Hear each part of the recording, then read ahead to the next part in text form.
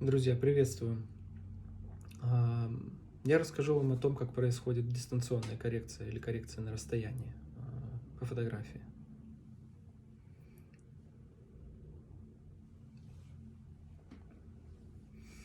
Это процесс глубокой сонастройки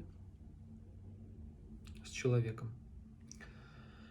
В фотографии или, скажем так, если человек присылает фотографию, или же просто когда от человека приходит запрос, есть возможность сонастроиться с полем. То есть это всегда взаимодействие двух систем. Вот, скажем так. И находясь в определенном внимательном состоянии, терапевт, оператор, целитель, шаман, как угодно мы можем назвать это, кому как удобно, в зависимости от традиций. Суть, как правило, одна. Есть человек, который держит состояние, находится в определенной степени проводимости потоков жизненной силы, скажем так. И когда он находится в этом состоянии проводимости, то есть его внимание, оно центрировано. Оно способно воспринимать. Оно не отвлекается на какие-то посторонние элементы, скажем так, да. Когда человек, который обращается, он попадает в поле терапевта, назовем его так, то происходит некая сонастройка структур. То есть, обладая должным качеством внимания, терапевт может обратить внимание на те или иные аспекты в системе пациента, назовем его так, да?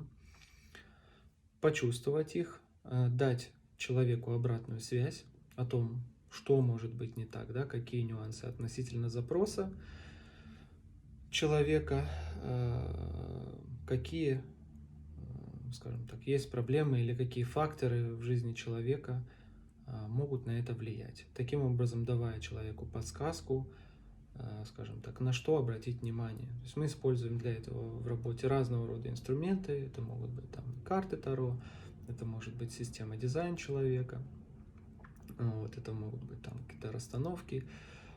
Иногда действительно некоторым людям требуется телесная терапия в виде массажей или, скажем так, остеопатических манипуляций. Это происходит в тех случаях, когда система тела достаточно ригидная, да, у человека, то есть у тканей нету способности к саморегуляции, то есть и нужно конкретное физическое воздействие. То есть такие случаи бывают. Зачастую, скажем так, вопросы нашего здоровья, они могут быть связаны с какими-то там психосоматическими элементами, такими моментами, когда мы там вымещаем свои чувства, они очень интенсивные, да, и мы, как бы боимся туда идти. Иногда у нас не хватает времени или, допустим, не хватает энергии для того, чтобы остановиться, сконцентрироваться, сфокусироваться на каких-то моментах своего существа, на моментах своей жизни, скажем так, и пойти туда, разобраться, понять себя, почувствовать все это, интегрировать и, скажем так, двигаться дальше. То есть в каких-то моментах, то есть дистанционная коррекция помогает вот с этими вещами работать, да, когда есть моменты того, когда мы на каком-то внутреннем резонансе человека можем поддержать, скажем так, по-простому возьмем, вот эта река, да, вот у человека должно в системе присутствовать циркуляция жизненных сил определенная, да. Вот есть терапевт с другим статусом системы, у которого есть определенная проводимость. Вот и человек, который обращается там дистанционно, допустим, у него есть там некие свои какие-то напряжения, скажем так, некие блокировки в теле. То есть эта энергия, она не течет, скажем так, да, которая должна двигаться. Вот. В зависимости от разных ситуаций, будь то там страх, самоподавление, какие-то там вплоть до глубоких эмбриональных, перинатальных вещей и так далее. Либо это просто мысленные какие-то концепции, на которых человек зациклился, у него жизненная энергия туда направлена, как бы он в определенном русле думает, а, скажем так, в настоящем моменте не присутствует, то есть какие-то свои жизненные задачи он не может выполнять. Вот.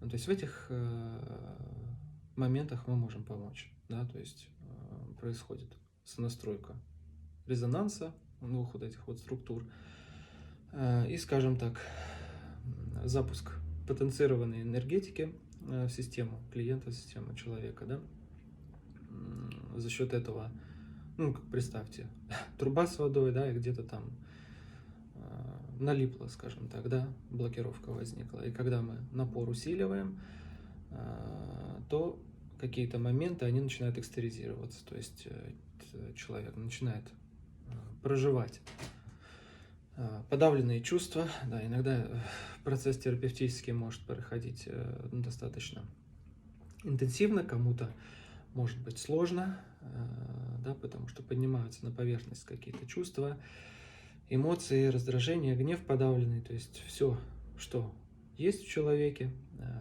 он проживает, да, то есть здесь никакой халявы нету в этом плане, это работа самостоятельная человека. Ну, вот мы здесь оказываем поддержку в каких-то аспектах, скажем так, позволяя человеку, помогая ему пройти через пройти через жизненный опыт, через жизненный период, справиться с тем травматическим опытом, который он обрел в процессе своей жизни, скажем так, вот, дать ему поддержку в этом плане и двигаться дальше. Вот, где-то разобраться, пересмотреть свои там поведенческие стереотипы, мотивы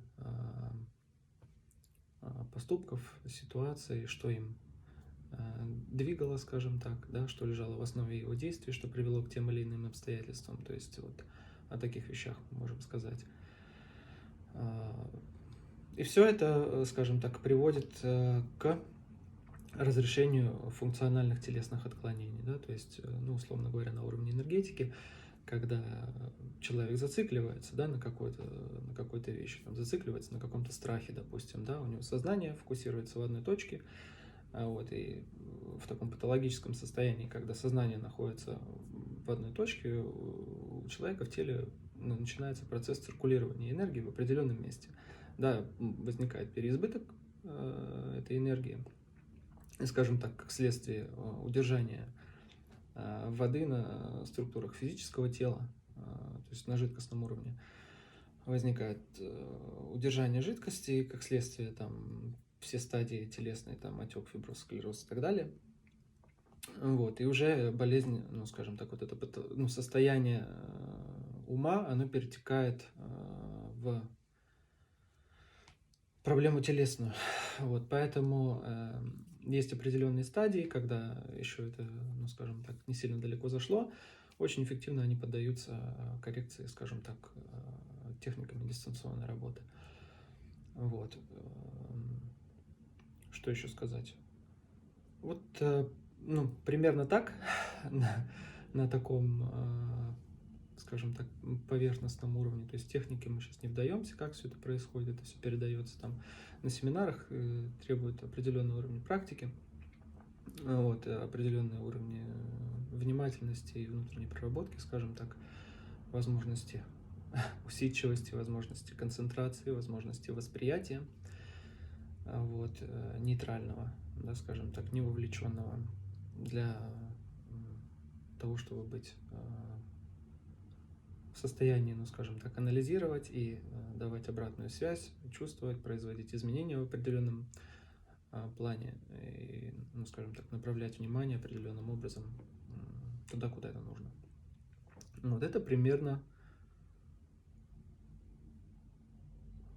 о том, как происходит дистанционная работа или коррекция на расстоянии.